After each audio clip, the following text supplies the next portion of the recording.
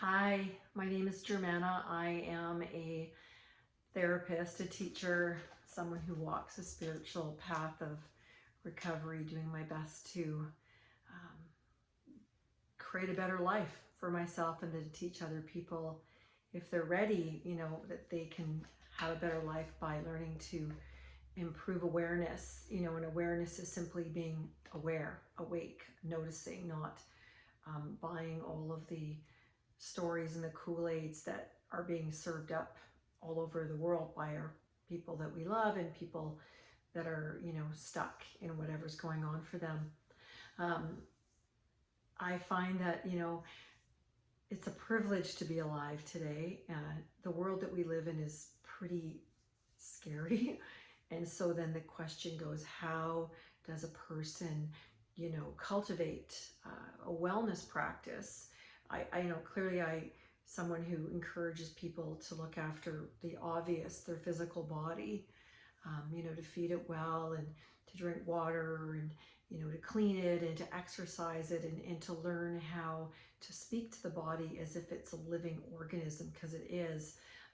There's a saying that your subconscious and your body are the same, and the subconscious is the part of us that is buried. It's the underpinning of the iceberg, and often that is the information that we have been programmed to believe, or that we have accepted, or we have resigned to, or we've created a belief system.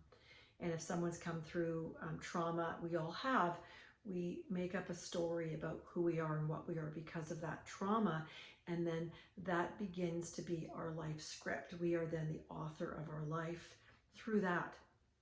And I'm here to say that a person can make a different decision and change their mind and change the belief and create a spiritual practice to have a really good day in the day that we're in. And all that we have is today. The rest of it's not even real. It's not true. It's the history, the past, and then the future, and the power. 100% of our power is in the present moment. So learning how to manage what we say to ourselves, what we gives ourselves permission to dwell on. One of my teachers, Sensei Richard Kim, said, whatever we fantasize about, we create. So if we fantasize about, things being good and, being able to love someone or love ourselves or forgive or be kind, we actually create it because we're scripting our nervous system to go, oh, this is the way today goes. And it also is why having a meditation practice is critical, just simply to reestablish a center base inside of oneself before we go into the world and are faced with people that have, little tornadoes going off all over the place, and stories and their own emotional storm. One of the things that I really wanted to share today is I love the truth. I'm not interested in being lied to and misled, and I'm not interested in drinking Kool-Aid that is simply not going to give me any value for what I have left of my life. At this time in my life, I've done inner work on myself for 32 years. And I don't come to you with a lot of wounding. I was heavily wounded by my family. And the sad thing is I repeated a lot of that. And then I learned that it was my responsibility to own my part in how I show up. So I have one of the practices that I really enjoy is I have a book by Michael Singer, and it's called The Untethered Soul. It's a journal. And one of the practices that he has in that book is to sit and listen to the mind first thing in the morning and just before you go to bed. And just notice, is the mind, I love this, is it planning? Is it problem solving? Or is it worrying? And his process is simply to notice, not to respond, not to react. Notice, oh, is it worrying? Is it problem solving? Is it planning? And I don't know who doesn't have that, where then the mind runs off and says, you must do this, you must do this. Oh, you didn't do this good enough. They're mad at you. Something bad's going to happen. And yet we listen to this, and it's one of the 7 monkeys that, the Buddhists and the masters talk about, that says, you know, the mind is 7 monkeys all tied on different ropes to one pole, whirling. And Singer just has this great way of helping the person that's ready to do the deeper work to not need to see a bunch of therapists, to not need to do all this other, you know, other things, but to actually learn to be still and notice what's going on the inside. And everything that happens outside of our body, like from the skin on, is this outside world. And to learn that we're not responsible to fix it and to manage it. We need to look after what's in front of us. That's called surrendering. Like, today I cleaned my kitchen, today I prepped a turkey, today I did a bunch of things that were in front of me. But I did them in a place of softness and ease and joy, but not thinking I need to fix somebody else's emotional pain. And to learn, you know, if I want to have a positive influence, just to send a prayer. I pray that this relationship with this person is filled with grace, is blessed, and that there's a healing resolution that happens instead of worrying. One example. Anyway, so Singer just talks about our true work is to be aware of what's happening inside of us. Think about that. You know, what is our body telling us, or what's our body need? Are we considering our needs? Most of us, particularly women, if we've come from a traumatic background, we're hypervigilant. I used to have this saying, you know, it's like a sea anemone with all these little tentacles looking out for some danger. What's going to happen? What's going to happen? And always focused out, which is a trauma response. And most of us are in a state of trauma. The whole world has been traumatized by, you know, what's happened, you know, the government, the illness, the people, all the stuff. And so to learn not to focus out there, but to go inside, what do you need, you know? And just notice that often it's real simple, you know, need a hug, need to feel secure, need some good food, need a walk, need a friend. And having a spiritual practice isn't about a religious process. It's about recognizing that inside of you there's something more than your body. There's a spirit, and you are created and cohabitate with whatever it is that created you. And to learn to connect with that, to ask, please hover over me today and fill me with grace so that I can cause no harm or suffering to myself or another.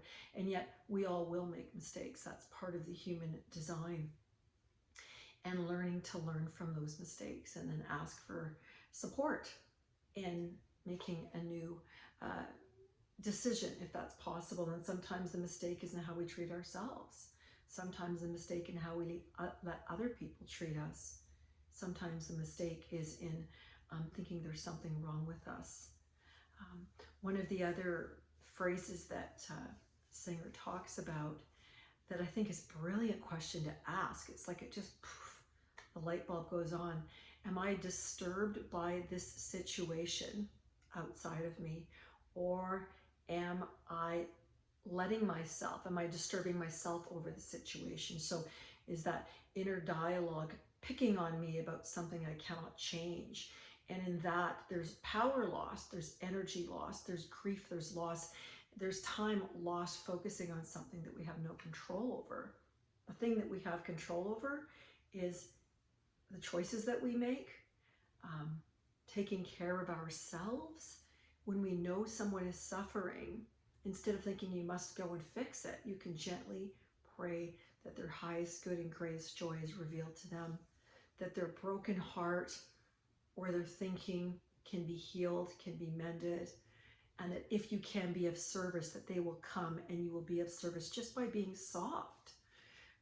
Carolyn May says that we all are of service to one another, but we also must be in our right mind to be of service. We cannot go at someone when we're angry or hostile or jealous or afraid, because all that's going to come out is anger, hostility, and pain.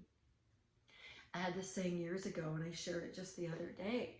If we don't do our inner work, which is mean cleaning up what's inside of us, our own broken heart, our own sadness, our own abandonment, we unconsciously will spray paint other people with the pus from the infection, which is pretty disgusting. And yet if we don't do that work, it's like biting into an orange that's got rot in it.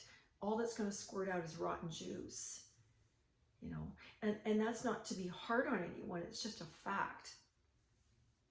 So my intention for creating this video is hopefully to inspire you to, you know, read some spiritual books. A few of them that I really, really love. There's the 4 Agreements. I've shared from that. And I really love, you know, there's the 5th agreement here. I've got like some of it. And there's so much information. It's too much, actually. But humans are the only animals on earth who punish themselves 1,000 times or more for the same mistake. Think about that. And who punish everybody else 1,000 times or more for the same mistake. How can we talk about injustice in the rest of the world when there is no justice in the world inside our own head? The entire universe is ruled by justice, but the true justice, not by distortion of justice that we create. True justice is facing what I call action-reaction. We live in a world of consequences. For every action, there's a reaction. True justice is to pay one time for every mistake we make. And how many times do we pay for every mistake? Often, far too many times. I just thought that was interesting. I'm not going to share a lot. There's too much. And yet I just find that when we do the work on ourselves, then we have something in our basket to offer that says you're okay. Even if you're upset, you're okay. And Singer has this process of just pulling back, noticing there's a voice. Always, he calls it the inner roommate. I love it. And what I notice is, like, when I go on Facebook and I see other people's posts, that I get agitated and this voice is busy narrating about someone being stupid and this and this. And now I just sit back and I giggle. I'm like, normally I would let that run my day or run my energy. And I'm learning to preserve my energy and hopefully use it to live a decent life with what's left. I hope I've inspired you. If I have, wonderful. And if not, thanks for listening anyway. And I wish you a wonderful day. And I would also just, if this is something that you like and you share it, that'd be great. And if not, that's fine. Thanks. Bye.